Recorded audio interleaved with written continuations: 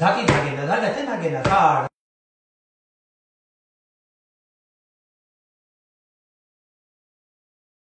ten ta ta ten ta ti ta ge na ta ga te na ge na ta ta ti ta ge na ta ga te na da ge na ta ga te na ge na da ti ta ge na ta ga te na ge na ta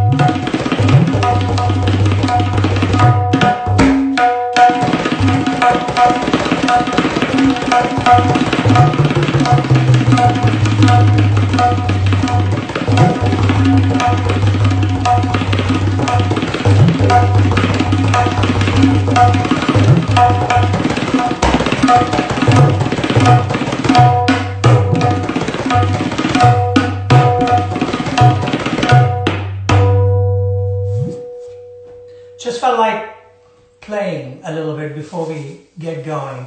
Good morning from California. Not sunny, cold, maybe around 51 degrees. And wherever you are, good evening, good afternoon, good night. And it's great to be back with you again. I hope you're all taking care of yourselves, being very watchful, washing hands, covering your face and nose, everything.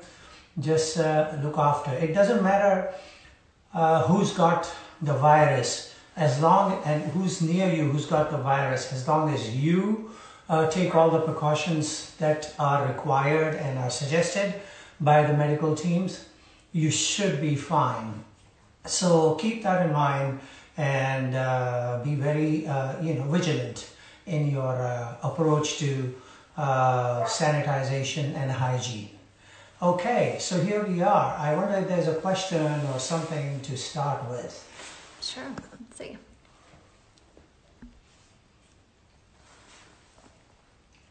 By the way, I just want to tell you at the helm of this little venture with you is my daughter Anisa Qureshi. Is on the other side of the screen, so you can't really see her, but she's been very helpful, and so it's with deep gratitude that I say that. Thank you, Anisa. Thanks. So what we got? Oh, will you please explain Dhatirikit in different Gharanas? Dhatirikit in different Gharanas. Okay, let's start with the present. So when you start with the present, Dhatirikit has varieties in it which have been now used and practiced by practically all the Gharanas. I have to say that because in my opinion, what I've seen, it appears to be true. So when you first start, you're all, at least the way I learned it, so it was Dha, Te, Te. So, and so just playing Dha, Te, Te, Dha, it didn't work because it's a triplet, and in fours, that practice did not work. And also just playing Da, Te, Te, Da, Te, Te, Da, Te, Te, Da, Te, Te, Da, Te, Te, Da, Te, Te. It creates a kind of a hesitant flow, and so it does not give you the smooth, raw feeling. So always dha te re ki te taka dha te re ki te taka dha te re ki te taka. That's what I began with. So dha.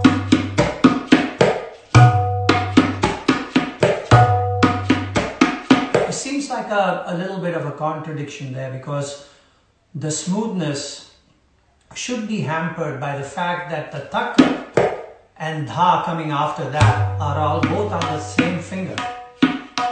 So it becomes a little bit difficult to figure out why it is that even doing dha te re ki te tak at a faster tempo creates the smoothness that you're looking for, even with this little issue there. So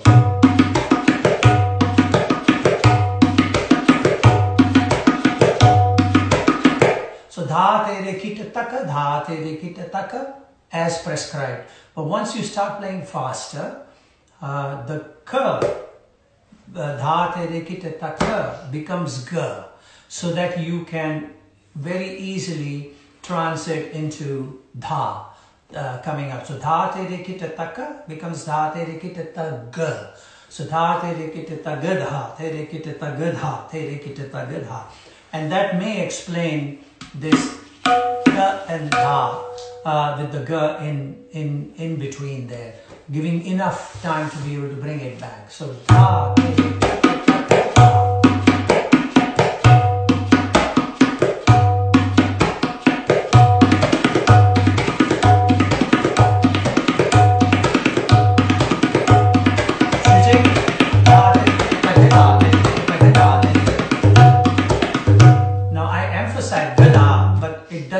That way. That ga is like a grace note. So you just barely touch it before hitting the dha. Dha is your main goal. So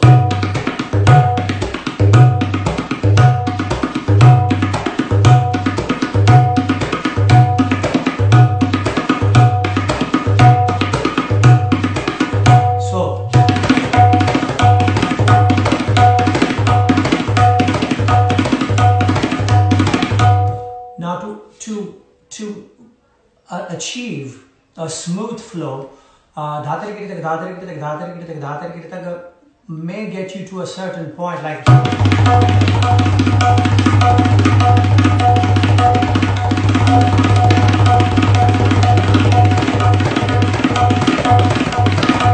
but it's still kind of hesitant. It's not the smooth flow. So dha tere kita taka then leads to dha tere kita taka tere kita. So that makes it finishing here. Dha tere kita taka tere kita. Then you can do a smooth flip back to dha and with the ga in between, and it makes a more smoother phrase. So dha tere kita taka tere kita dha. So dha tere kita taka tere kita dha kita dha.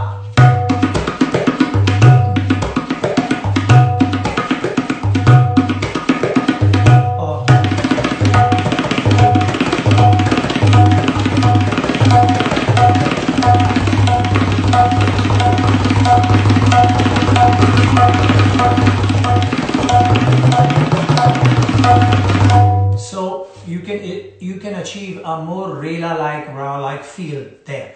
So that is a good combination. So that's one style.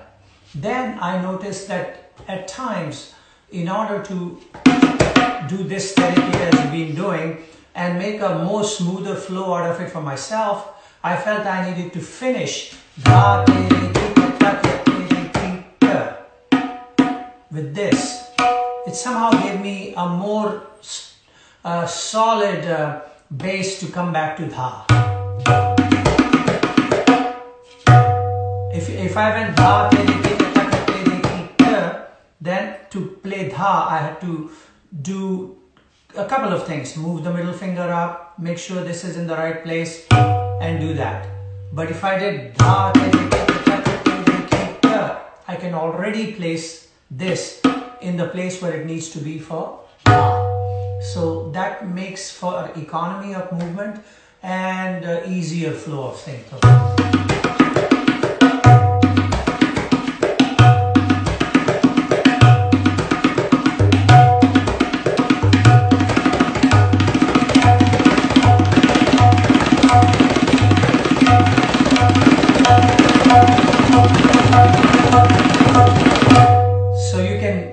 Take it up to a decent speed with that. Then comes, of course, the finger tere kita, which makes possible to play beautiful kaidas like or dha dha tere kita.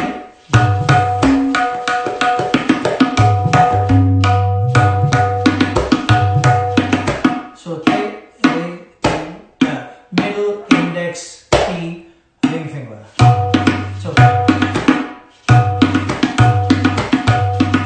So many of Farukhabad things become easier when you play this, right?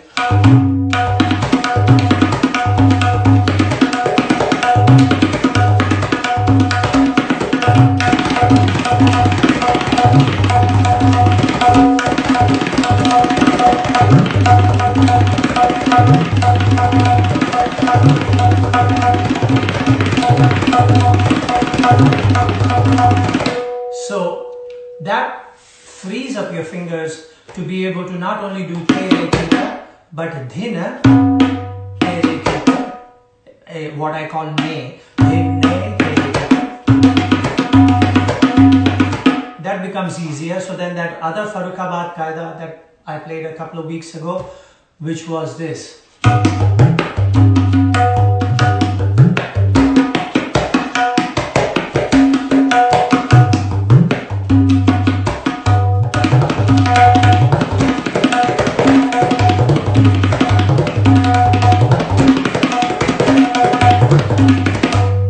So this tere kita becomes an easier prospect by playing this tere kita.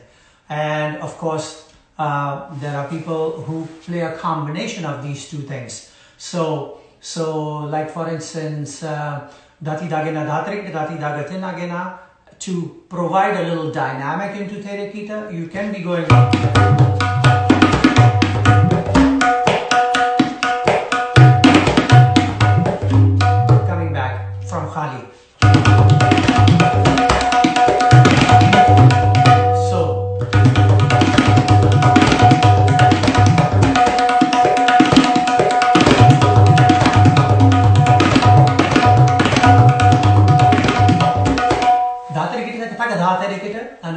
combination. So there is a finger dedicated possibility there.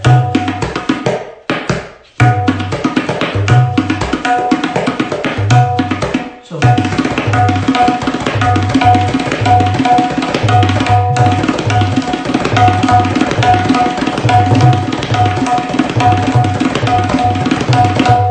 sometimes, in order to create a more punchy effect, I go da te da te.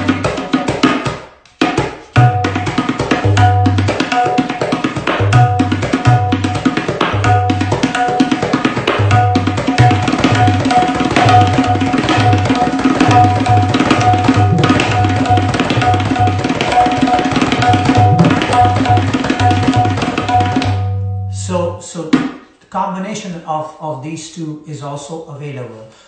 Sometimes in Delhi, maybe not as much in recent times, but in the like 4 or 5 decades, the two-finger tere kita.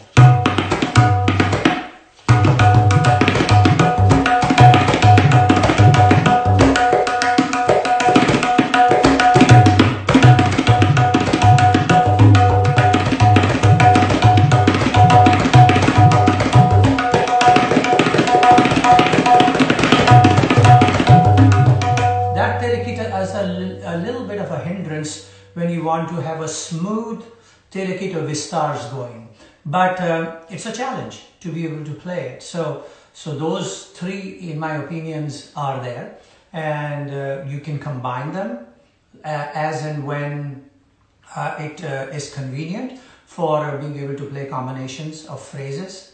So like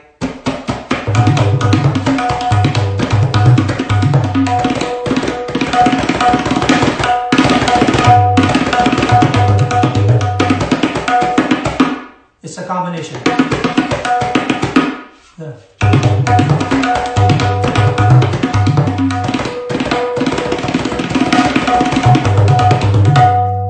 Okay. So another little tidbit that I want to tell you about terekita and tete and ti.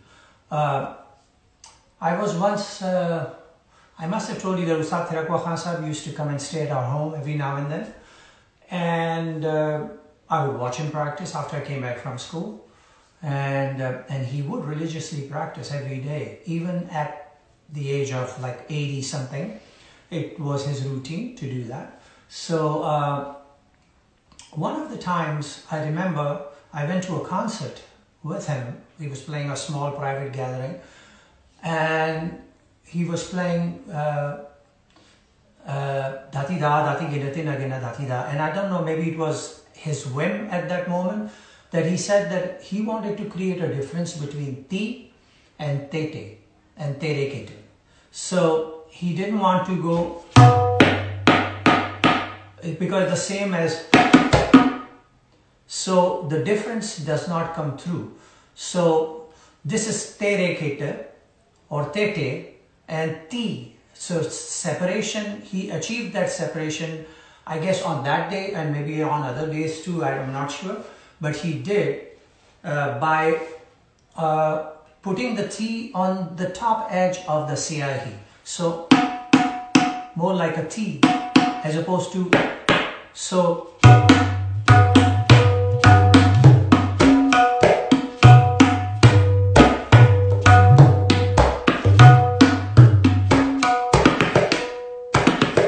then the terekita and the T found their own spots and their own tonal world, and therefore sonically they jumped out at you as two different elements of the composition. So that's another thing to think about, and it can be utilized in dha, dha, ti, dha, ge, dha.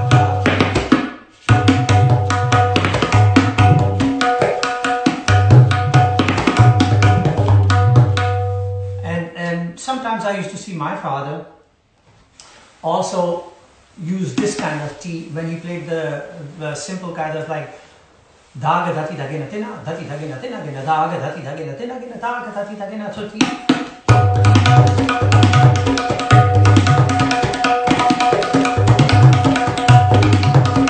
And then when he put the terekita variations, they stood out differently.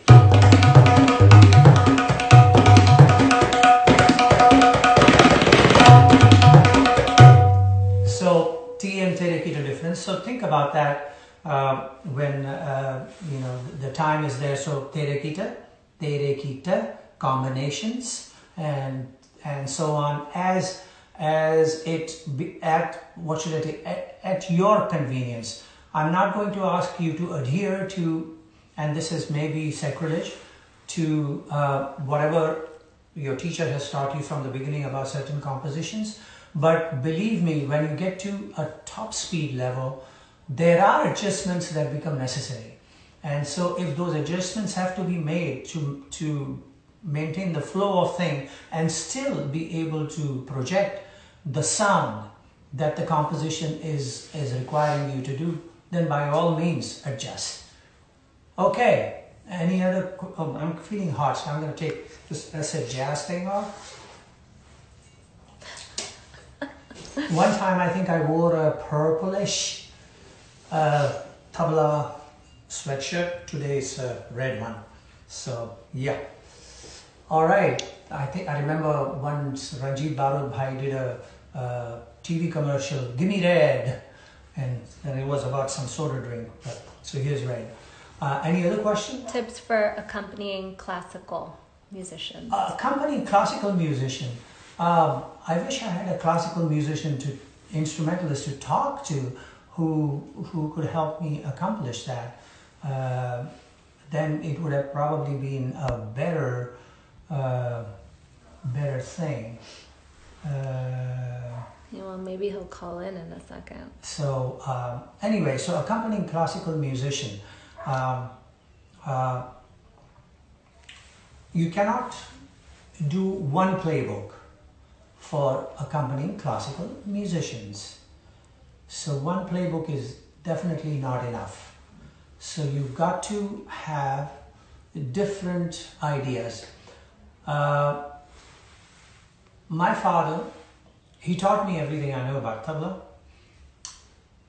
But when it came to accompaniment, I had to watch him.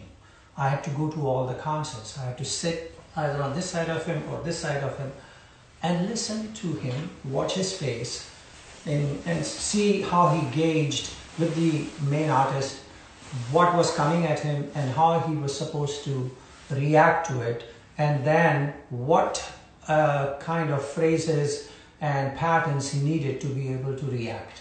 So that was a spontaneous creative process. So that is something is very difficult to actually teach, because what I found was, at least in my formative years, I remember seeing him play with Pandit Ravi Shankar Ji so many times. And by the way, this is the centenary year of Pandit Ravi Shankar Ji, so deep namaskars and gratitude to him for making it possible for Indian music to become a household name all over the world, and for giving me some insight into how I should play as an accompanist. And watching him was a very important lesson.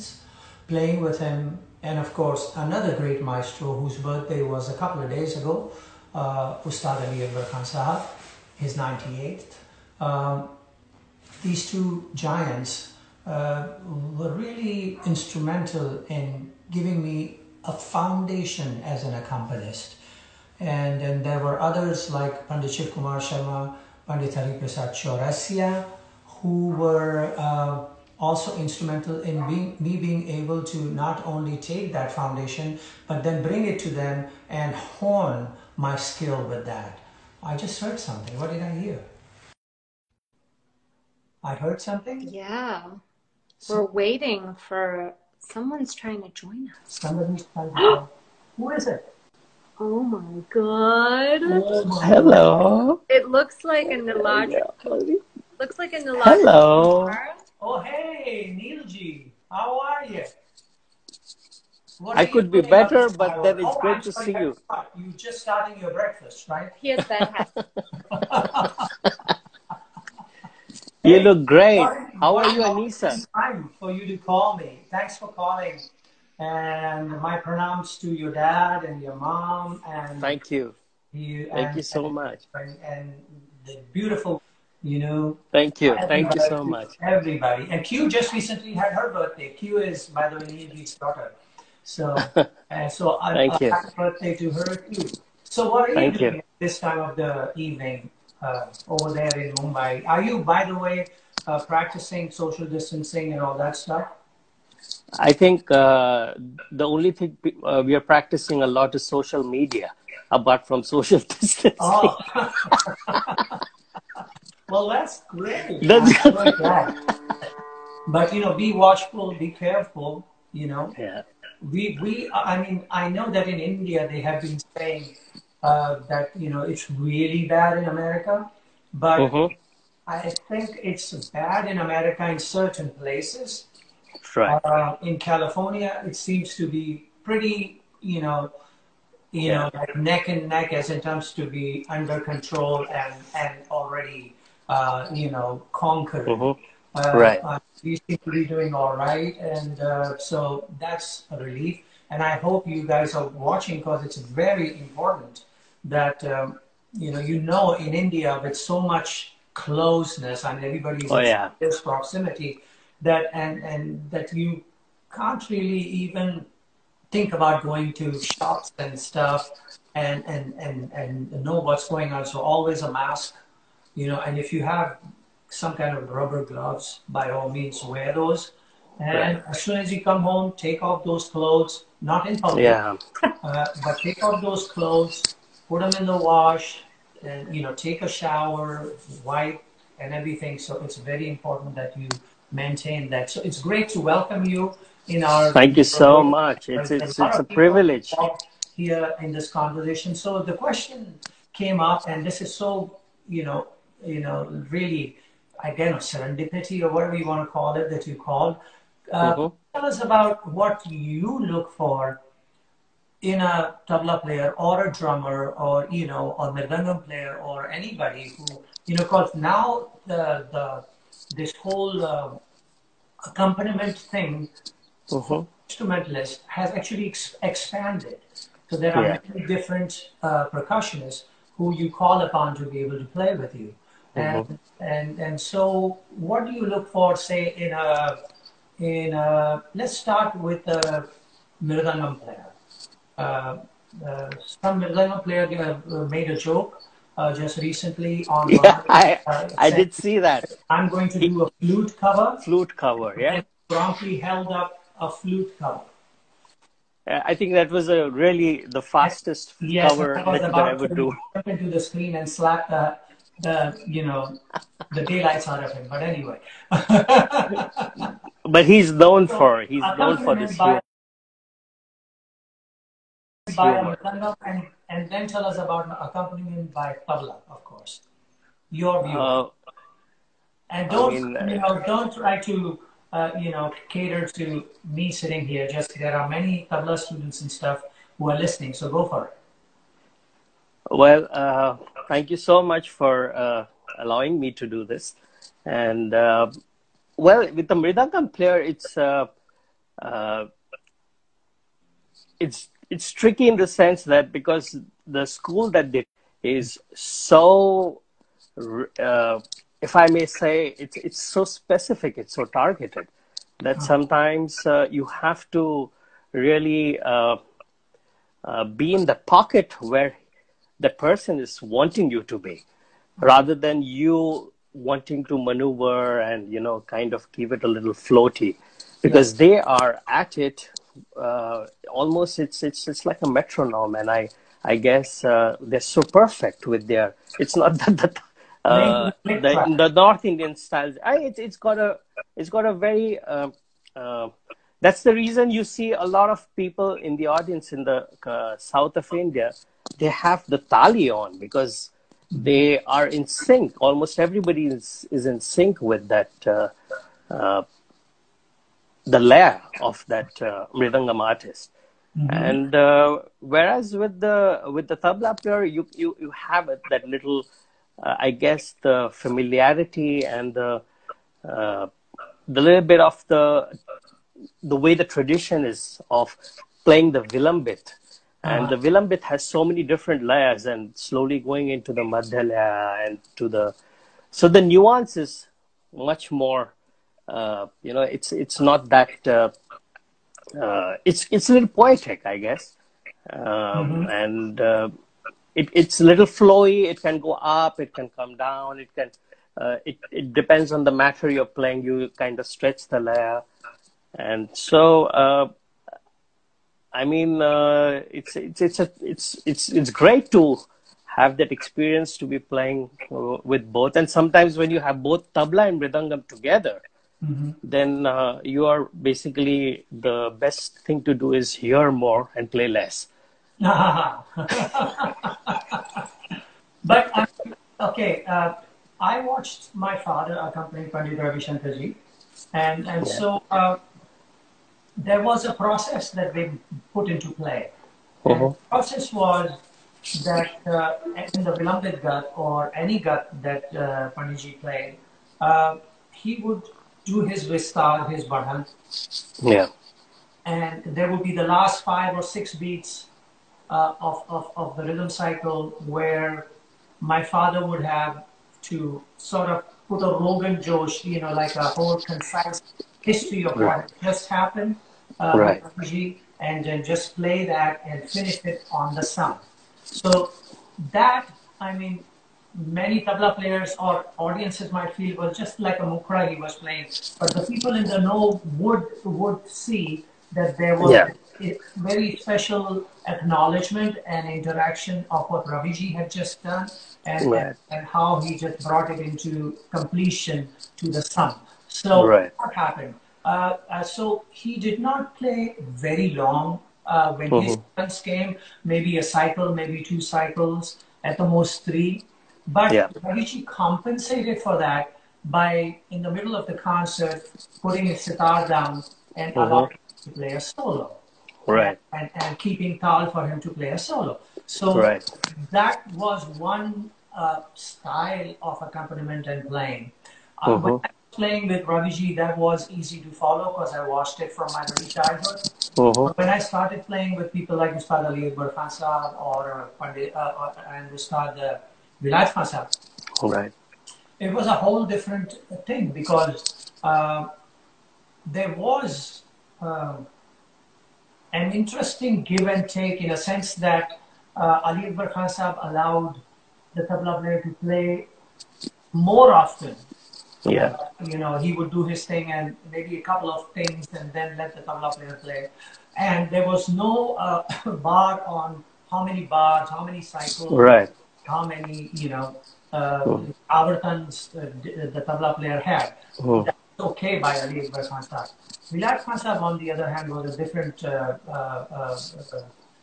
visionary on this, and that was, he would play very long. The tabla player would be playing Cheka all the time. But and a lot of people felt that Vilayat Khan Sahab did not allow tabla players to play very much. But I beg to differ there. In the sense that, yes, you did not get to play every so often, every 3 minutes or 5 minutes. But once you did get a chance to play, you were like, okay, go. And somewhat like Ravi Shankar Ji, he did not actually put his sitar down and keep tal, but he would keep the gut so soft, that you could barely hear it. The focus and spotlight was purely on the tabla player.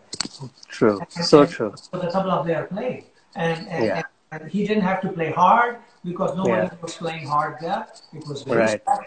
And so the opportunity was given, in I would say spades, really. So they both, like Ali Akbar Khan Sahab and Vilayat Khan Sahab, had a different way of doing it. I do have to point out, though, there were other instrumentalists that I played with, and when I started my turn as a tabla player to do my uthans and stuff, 1 avarti, 2nd avarti, probably halfway through the 3rd avarti, the melodic element of the gut changed. Mm. Some other notes were placed in, and then on the fourth avartan, definitely the gut, the notes were being modified a bit, and it took me a while to figure out that that actually was a signal to me as, come on, Mister, get back to home base. So I mean, that was my deciphering of that.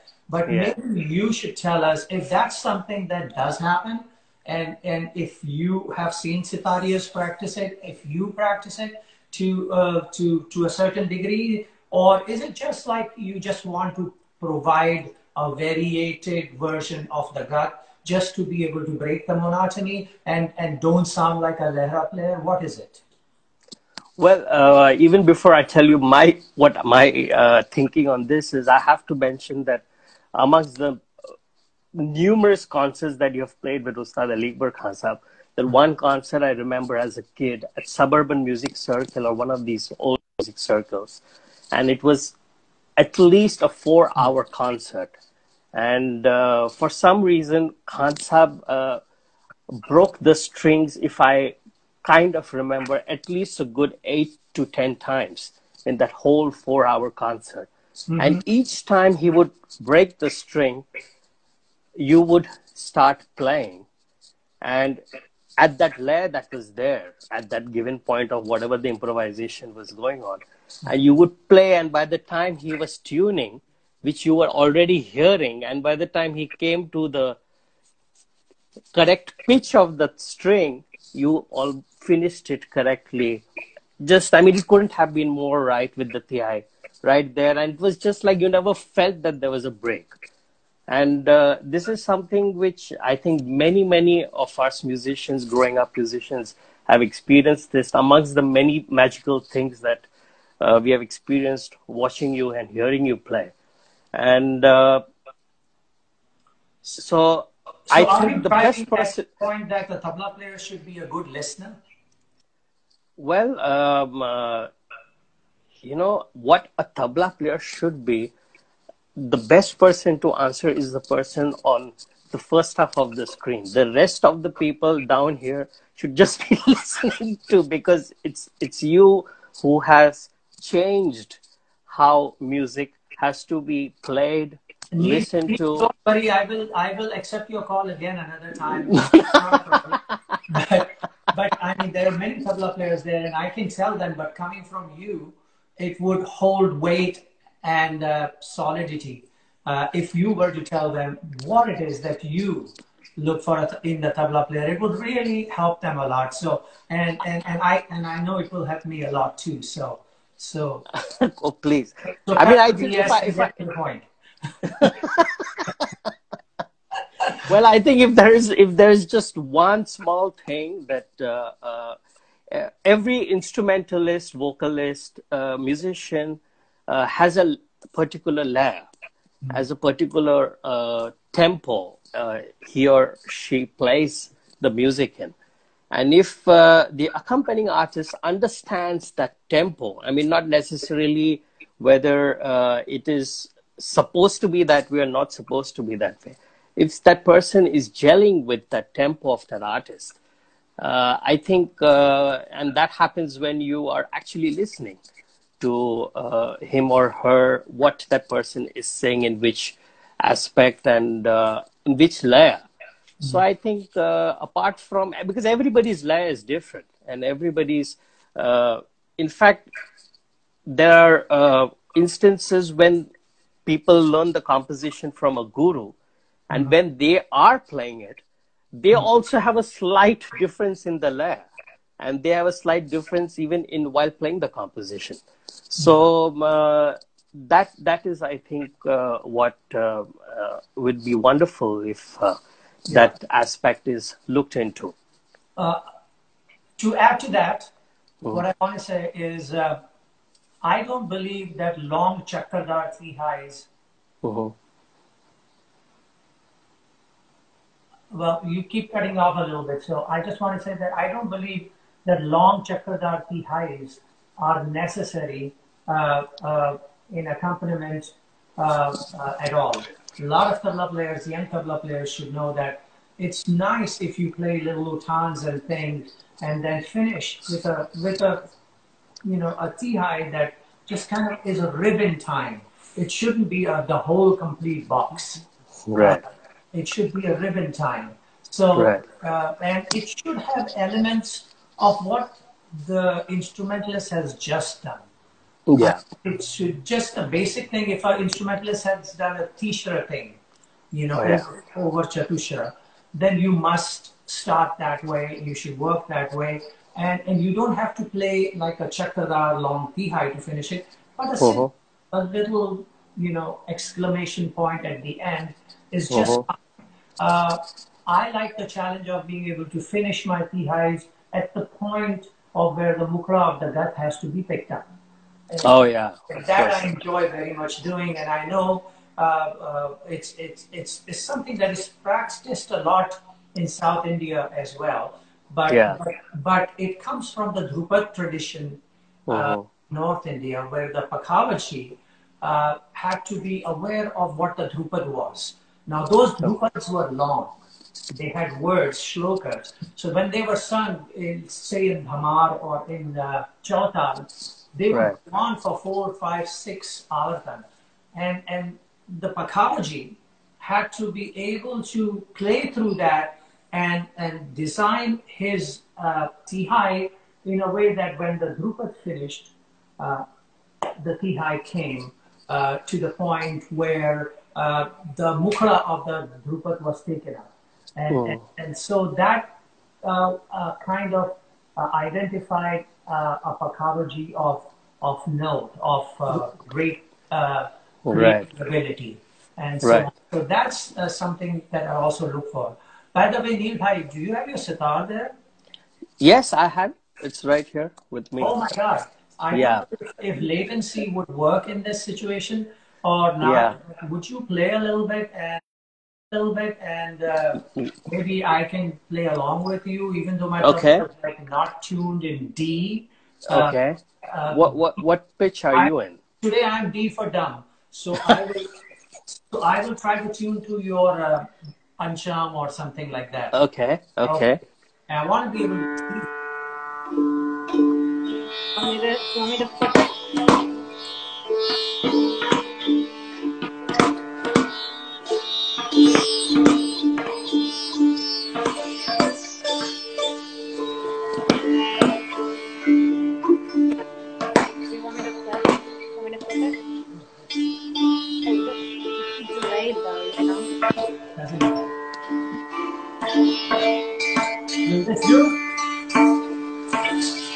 Of course.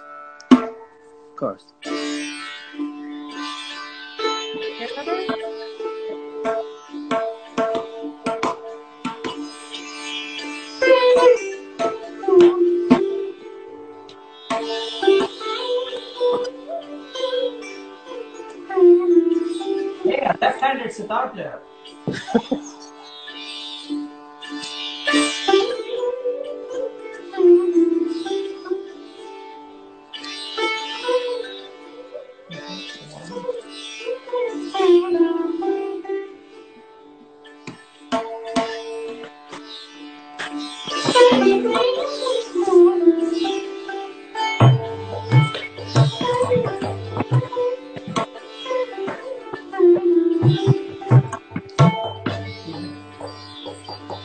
Delayed.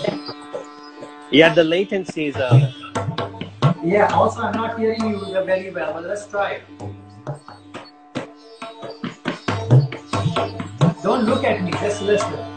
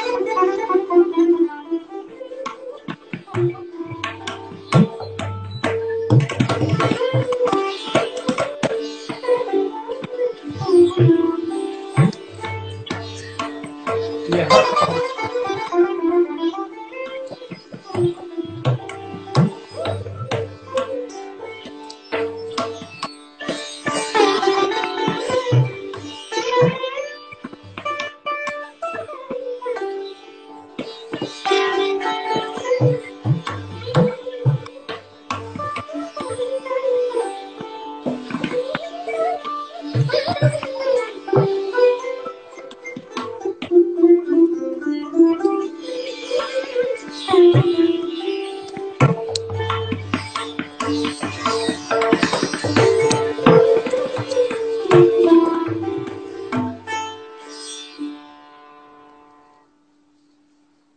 only one person who can manage latency and still come on some, and that's you. Yeah, come on. So It's a little difficult, but yeah, I yeah. know what you mean. It's a little tough to do this. I should, you know, what I could do next time, if and when we do this, is I should have a speaker or a headphone so I can hear you better. And, Okay. and then I'll be able to accompany you better. Right now, Yeah. you're going through that little phone. Yeah. And so when I start playing, I'm not hearing you very well. Exactly. Yeah. But anyway, Yeah. this is great, and this is fabulous that you actually called in and to talk to me. And once I sort out this sounds thing, I'd like to bother you again. And It's bring not a Anita bother. And along. actually, we have to thank Anisa for getting you to do this, for all of us to have this privilege when to have you at the comfort of our homes, to watch you play, interact, and to have your darshan actually in the true sense. Thank you, Anisa. Really. Thanks to all of you for actually dialing in and be a part of this whole thing. Ladies and gentlemen all over the world, I would like you to join me in thanking Niladri Bhai for calling in Please. and offering his words of wisdom. And so we will call this right here, and hope to carry on another time in part 2 of our little tete-a-tete. Thank you so much. Thank you so very much. Bye, everyone.